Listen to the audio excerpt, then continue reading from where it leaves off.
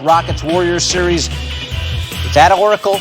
The Warriors have only won 3 of their last 5 games at home there this postseason. Carrie? All right, so now we're joined on Coast to Coast, as mentioned, by David Lloyd. Got Stephen A. Smith in advance of tonight's game 5 in Oakland. Stephen A., thanks for being here. No problem. So, after dropping both games in Houston, you still have the Warriors winning the series. You said that very confidently yesterday here. But if Klay Thompson and Steph Curry don't show up, how confident are you that they'll be able to take this game tonight? No, I wouldn't be confident at all, but I don't anticipate that happening. I'm very, very confident because I believe in those brothers. I think they're the greatest shooting backcourt we've ever seen in basketball. I think Steph Curry is the greatest shooter we've ever seen in basketball. And the combination of those two guys with, as far as I'm concerned, the greatest player in the game today, and Kevin Durant, should propel you to victory. The Golden State Warriors have not been themselves. They've allowed Houston's physicality to get to them. They clearly haven't been making shots. Houston has done a very, very skillful job of putting Steph Curry in pick and roll situations where he's forced to guard James Harden 1 minute, Eric Gordon the next, on occasion Chris Paul, and as a result, Steph Curry has found himself in foul trouble all of those games. And so you can't have that if you're the Golden State Warriors. You got to figure out a way to remedy that, and I'm confident that Steve Kerr will be able to do it.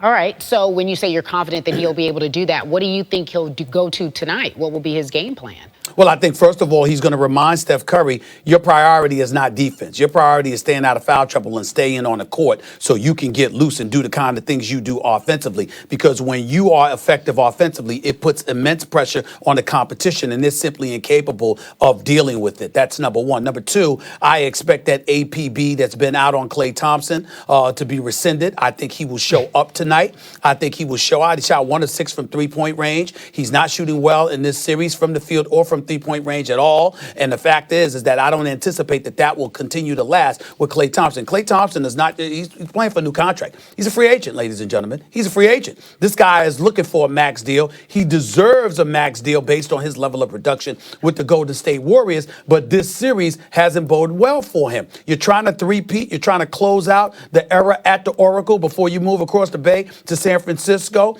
This could potentially be the Warriors' last home game at the Oracle if they lose tonight. I think they recognize it. I think they stand up and they respond. And we all know that Kevin Durant's going to show up. So that's the way I look at it. And let's not forget that Draymond Green shoots 62.5% from the field. He's played lights out this entire series thus far. And so I think the combination of all of those things propel Golden State to victory. You just got to get your backcourt playing the way that they're capable of playing. And it doesn't even require an explosion, Kerry. You just got to play good basketball. And they haven't been doing that. That's it. Just play some good basketball, according to the Splash Brothers, who have not done that. Stephen A., thank you so much for joining us here on Coast to Coast. We'll all be watching tonight. Coming up, though, folks, is there a plan to get Steph and Klay going? You just heard Stephen A. say that he's pretty sure Steve Kerr will make some adjustments. The APB on Klay will be rescinded. So we talk about it in just a few moments. Stay with Coast to Coast, folks.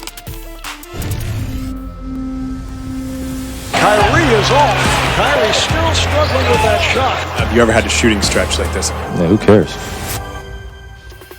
Oh, my goodness. Tell us how you really feel. When I step on the court, I got to do whatever it takes. The Celtics are shoved up against the wall, down 3-1. They need Kyrie to be Kyrie, but he has not been that guy of late in this series. A combined 15 for 44 over the last 2 games. Could tonight be his last game in a C's uniform? New on SportsCenter, here's what the Celtics are saying this hour about what needs to be done. Playing smart, going out there and being aggressive, just let it fly. What's made them so successful defensively against you this series, especially over the last few games? Just making us be decision makers, testing us to make adjustments on the fly. Throughout the course of the season, there's been ups and downs, and I think for the most part we've taken each game and tried to be our best. I mean, tonight it's no different. You got to forget what happened in the rest of the series. Try to be your best tonight. If we win tonight, you don't know what's going to happen. So your whole focus is on let's do our job each possession tonight. For the last 3 games, when they've pulled away, we haven't responded, and so we've just got to be able to move on to what's next. Play better and not play what I would say to be somewhat haphazard. I think that ultimately we just have to stay the course with what we're trying to accomplish. The Bucks took a commanding 3-1 lead by winning games 3 and 4 in Boston. Since seeding began in 1984, top seeds 58-1 when leading 3-1 in a best-of-7. Milwaukee is looking for its first conference finals appearance since 2001. Only 5 teams have longer active droughts: the Clippers, Wizards, Hornets, Knicks, and Blazers. Boston, the 46th team in NBA history to start a postseason 5-0. They're trying to avoid being the first to win the first 5 and then lose 4 straight to get bounced right out of the playoffs. And as we mentioned, Kyrie has to make shots if they want to turn this around. Irving has missed 43 shots over his last 3 games, his most missed field goal attempts in a 3-game span in his playoff career. Here's Seth Greenberg on the blueprint for Boston tonight. For the Celtics to turn this series around, it's really simple. You've got to run good offense. You've got to share the ball. You've got to make the extra pass.